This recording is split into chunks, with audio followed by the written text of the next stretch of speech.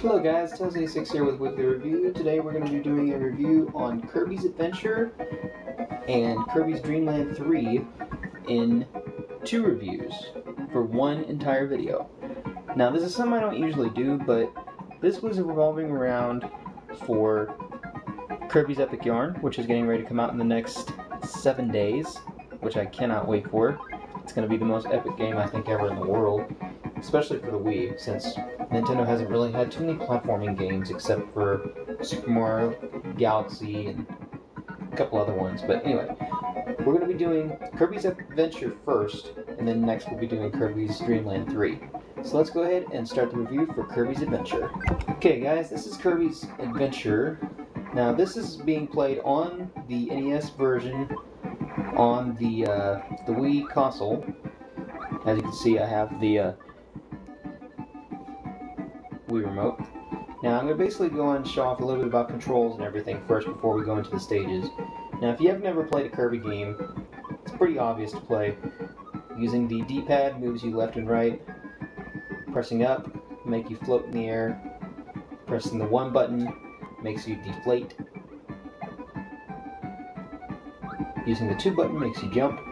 And then using the 1 button alone makes you inhale. I think Kirby's taking too many singing lessons. Anyway, let's go ahead and start with the stage. Okay, here we go. We're going to be starting on the first stage and basically talk about what the story is with this game. Basically, Kirby is trying to get some sleep, as is everybody in Dreamland, and suddenly finds out that there are no dreams in their sleep, which is not normal because this is Dreamland. Dreamland, there's always good dreams. But suddenly, he finds that the Star Rod that is near the springs has been broken into pieces by King DDD, Mr. You Could Have My Big Dance, as everyone knows, Mr. King DDD. And basically, he goes and gives the pieces to his friends and scatters them across the entire space of Dreamland, and Kirby has to find all the pieces and gather them back together so that everyone can get their dreams back. So it's going to be a long journey for Kirby, so he's going to have to learn to use different powers. Now there are certain enemies that will use certain powers, like this guy right here uses fire, and to basically use the power you just press on the 1 button that you use to inhale your enemy. Now if you press on the select button, oops, didn't mean to do that. There are also a bunch of different items that you can get that'll help you, like 1-ups and maximum tomatoes to go ahead and increase your health back to normal. But basically you just use the 1 button, the one that you used for inhaling your enemies, to use on all your enemies. At the end of each stage you have a chance to springboard to the very top and earn a 1-up, like I just did. And each time you finish a boss, and every time you get a 1-up at the end of these stages up here, you get to see Kirby dance. Which is pretty amazing, because this is a 1993 game on an NES. The graphics are very colorful, the character moves around very well, even to this day, it's aged very well for an NES game. So, let's go ahead and go on next to the mini games. We're going to be showing off a couple of them, as well as a few other things as well. Okay, this is one of the mini games called Crane Fever. Now basically the way that this works is you have to grab, with the crane, one of these 2 Kirbys that are pink. If you grab the bigger one, you get 2 1-ups. If you grab the smaller one, you get a 1 1-up. So let's see if we can grab this big Kirby right here.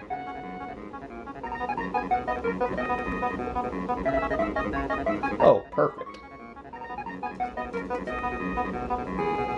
Now let's see if we can grab the next one. Don't think I got that one though. Maybe, maybe not. Don't think I did. Nope, think he's gonna fall off.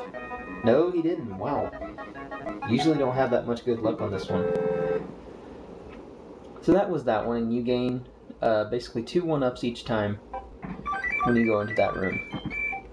Now there are a lot of other ones that you can go to, including in this room where you can be able to get different types of other power-ups, like right here instead. You can change out the one that you have that's fire right now by pressing the minus or the select button on the NES. You can either inhale it again or get rid of it. And then he can call down another enemy and use their other power.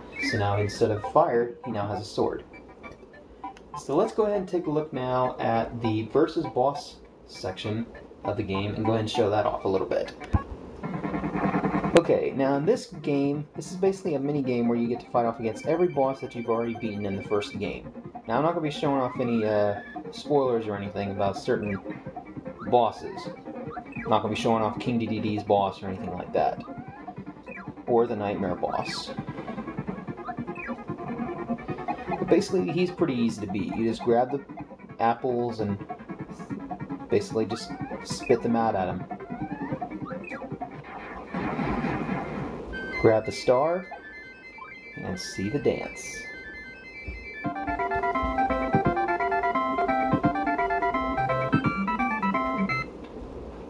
Now you'll be basically doing this for about another 6 more levels. Excuse me, yes, 6 more levels. And each enemy has a damage gauge, just like you do. You have it so you have to damage him within a certain amount to get rid of him completely. This one's going to be pretty easy as long as you don't screw up too badly. But I will warn you, he gets faster as you damage him more. So, as you see right there, he's getting much faster to be able to hit.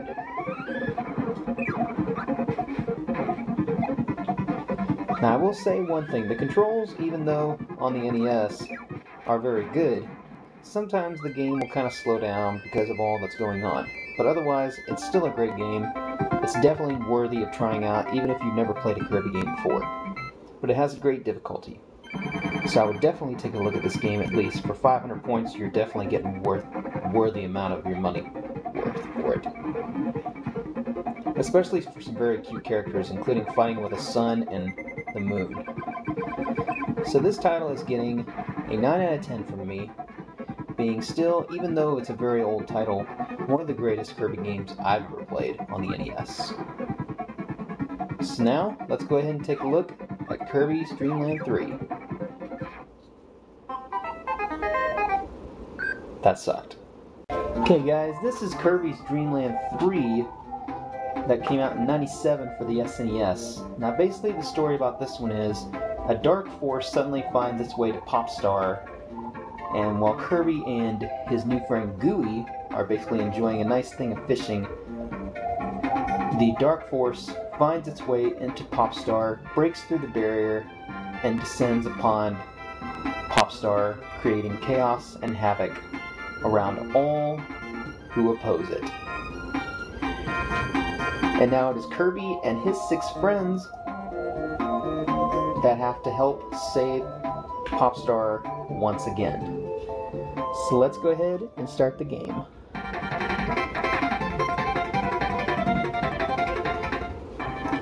Now, as you can see, I haven't really beaten the game, because the game, for some reason, this is on the Virtual Console version.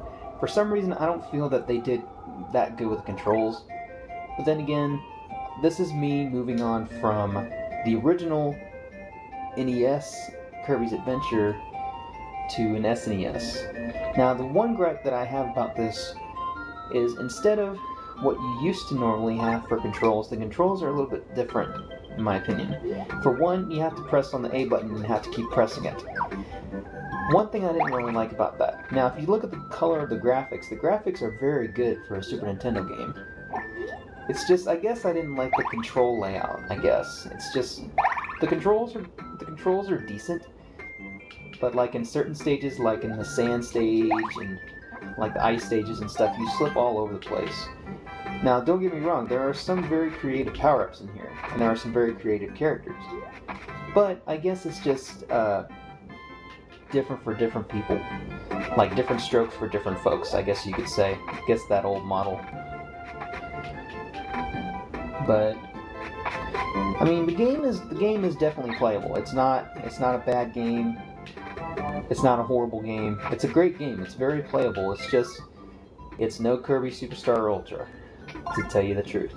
Now you have a bunch of different types of characters right here. Like you have a hamster, you have a fish, you have an owl, you have a cat, you have a bird, you have a blobby squid-like creature, and then you have a couple others.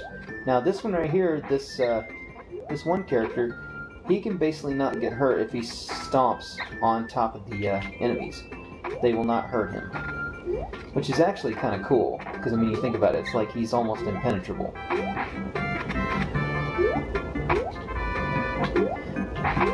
I guess it's just, though, for me, I guess the controls were a little bit different. Now, of course, I'm using the original D-pad, I'm not using the analog stick, but it just kind of feels a little bit loose, in my opinion. Now, the game, though, like I said, is a very good game. It's taken right after the original ones from the Game Boy. This one takes place right after Kirby's Dreamland 2 on the Game Boy, which is also a very great title. If you have never tried that one, definitely try it out. But I guess it's just that the game has a lot of difficulty, especially with the control layout that it has. Because unlike in the original Kirby, you just have to press up to go ahead and do your floating technique. Now if you press on the A button, you'll let out Gooey, who's your so-called sidekick.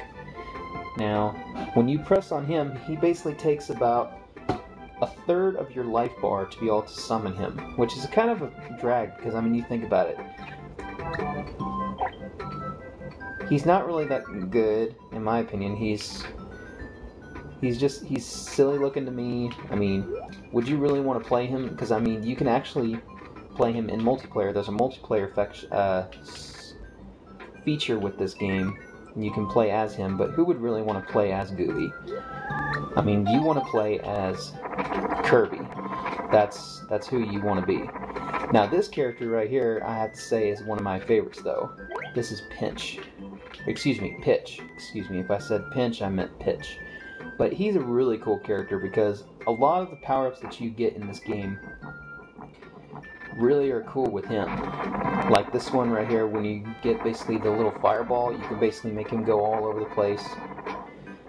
When you get the spark power-up, you can basically use him like a remote control airplane, and he'll basically just go all over the place. And it's pretty awesome. But I guess it's just with certain characters. Like this one right here, I can't stand Choo Choo. Choo Choo, in my opinion, is the squid type looking character. I mean, just look at that. She looks like she's inhaling Kirby. Doesn't look right. Me though, I'm one for Pitch though. I like Pitch. Pitch is a cool little bird. He can move pretty damn fast too. So, but I guess it's just like I said. It's different strokes for different folks. The game is playable. The game has a lot of multiplayer features, including being able to use Gooey and being able to use different characters. So if you don't want to just use the hamster, or if you don't want to use the cat, you can use multiple ones to make it so you can enjoy it even more. So if there's a certain character that you only like, you can go for those ones if they're in that stage. But like I said, the game is very playable. It's a great game, but it's no Kirby Superstar Ultra. The controls, after a while, will kind of get a little, after the first time, will get a little better, but at first you're going to look at it like it's really confusing because, like, you think about it. As I'm saying, I mean, I guess I'm a little bit more biased when it comes to some Kirby games, but I guess I'm just an old traditional type one because I just like the way that the original Kirby was made. I think it's a great game. This one is a great game too, but not my favorite of all time. So it's getting an 8 out of 10. Like I said, still a great game, not my favorite though. So guys, thank you very much for watching. This has been Wii-kly Review. Take care. Later.